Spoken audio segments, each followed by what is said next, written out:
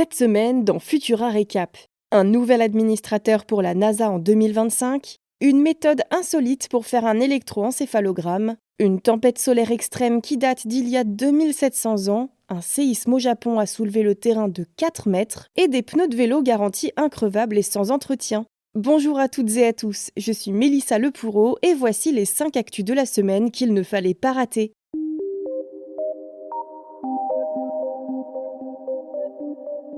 Savez-vous qui est Jared Isaacman ? Cette semaine, Donald Trump a annoncé l'avoir choisi pour être le 15e administrateur de la NASA en 2025.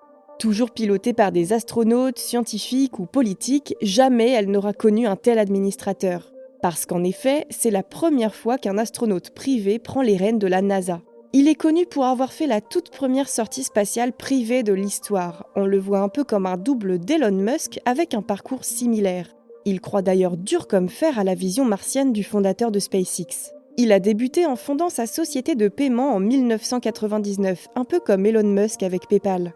La différence, c'est qu'Isaacman est pilote. Il a d'ailleurs décroché en 2009 le record du monde en faisant le tour du monde en jet léger. Et en 2012, il cofonde une école de pilotage destinée aux forces armées des États-Unis. En tout cas, cette annonce de Donald Trump a été accueillie avec enthousiasme dans la sphère pro-Musk et pro-SpaceX. Mais pour l'heure, aucune réaction du côté de la NASA.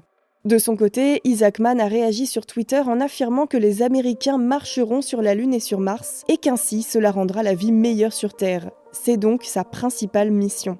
Il devra faire revenir les astronautes sur la Lune avant la fin du mandat de Trump en 2029, sinon la Chine pourrait bien leur passer devant.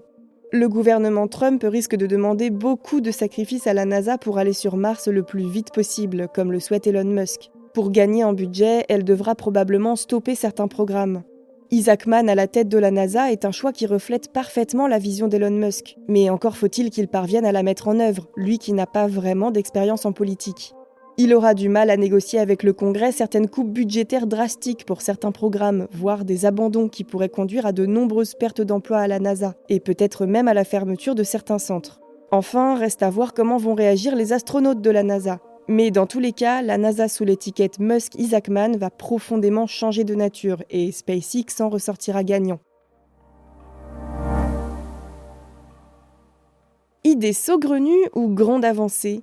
Des scientifiques de l'Université du Texas ont réussi à tatouer des électrodes et leurs fils sur du cuir chevelu pour réaliser un électroencéphalogramme. Et ça fonctionne! Pour rappel, un électroencéphalogramme permet de lever le doute sur de nombreuses pathologies en enregistrant l'activité cérébrale. Pour cela, on doit placer 21 électrodes sur le cuir chevelu du patient et le tout est maintenu par un casque. Tout est retranscrit ensuite sous forme de tracé. C'est un examen indolore, mais c'est long et inconfortable pour les patients. Alors pour le rendre moins pénible et plus rapide, autant tatouer directement les électrodes sur le cuir chevelu après tout. Mais à une condition, que les cheveux soient suffisamment courts. Évidemment, pas de panique, pas d'aiguille dans cette affaire. Cette méthode non invasive consiste simplement à imprimer sur le cuir chevelu une encre conductrice qui, une fois séchée, fonctionne comme un capteur d'activité cérébrale. Peut-être que les amateurs de tatouage apprécieront leur esthétisme, mais il faut savoir que ces tatouages sont temporaires. Vous voyez à quoi ça ressemble les cernes des arbres ? Si vous coupez un tronc ou une branche dans sa tranche, vous voyez des tas de cercles qui nous donnent une indication sur l'âge du végétal en question. Elles peuvent aussi nous renseigner sur les super-éruptions solaires du passé. Les tempêtes solaires sont parfois si violentes que les aurores boréales deviennent visibles à des latitudes aussi basses que celles de la France, comme ce qu'on a eu l'occasion d'observer cette année. Des tempêtes encore plus extrêmes se sont déroulées du temps d'Homo sapiens, ce qu'on appelle événement de Miyake. Lors de ces événements, des pics d'isotopes de carbone 14 radioactifs peuvent être détectés sur les cernes des arbres. Ils sont dus à l'arrivée des rayons cosmiques du Soleil avec une intensité anormalement élevée. En fait, les organismes vivants se chargent plus que d'ordinaire en carbone 14. C'est comme ça qu'une équipe de chercheurs de l'Université d'Arizona a découvert qu'une de ces tempêtes solaires date de 664 avant notre ère, en gros, il y a 2700 ans. Grâce au radiocarbone dans les cernes des arbres, ils ont pu dater 6 événements de Miyake qui se sont produits durant les 14 500 dernières années. D'après la directrice de recherche Irina Paniushkina, si ce même genre d'événement devait se produire aujourd'hui, ils auraient des effets cataclysmiques sur les technologies de communication. Direction le Japon maintenant, où un séisme a soulevé 4 mètres par endroit et a refaçonné le paysage. Il y a presque un an, le 1er janvier 2024, la péninsule de Noto au Japon était secouée par un puissant séisme de magnitude 7,5.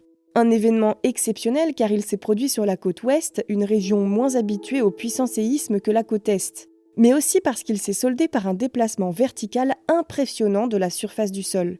Cet effet a été produit par le jeu d'une faille compressive dans laquelle les deux blocs de cette faille sont poussés l'un contre l'autre par les forces tectoniques. Les mesures réalisées par satellite ont ainsi dévoilé un soulèvement pouvant aller localement jusqu'à plus de 4 mètres. Un phénomène impressionnant qui, d'après de précédentes observations, se serait déjà produit dans le passé. Des pneus de vélo en mousse 100% sans air, garantis increvables et sans entretien, ça vous parle ? Eh bien, c'est le concept du fabricant néerlandais Supreme Dutch. Ces pneus garantissent en plus une expérience de conduite confortable équivalente à celle d'un pneu classique et ils peuvent permettre de rouler jusqu'à 20 000 km même face au choc et dans des conditions extrêmes jusqu'à moins 20 degrés. Ça, c'est carrément le bon plan pour se mettre au vélo. En plus, ils sont compatibles aussi bien avec une bicyclette classique qu'avec un vélo électrique. Et ce n'est pas fini. Entièrement recyclables, les pneus de Supreme Dutch offrent des solutions innovantes, fiables et respectueuses de l'environnement. Sans trop de surprise, le constructeur ambitionne donc de devenir un acteur clé de la transition écologique dans le secteur des transports urbains. Pour tout savoir sur ces nouveautés ou pour retrouver le reste de nos actualités, rendez-vous sur Futura.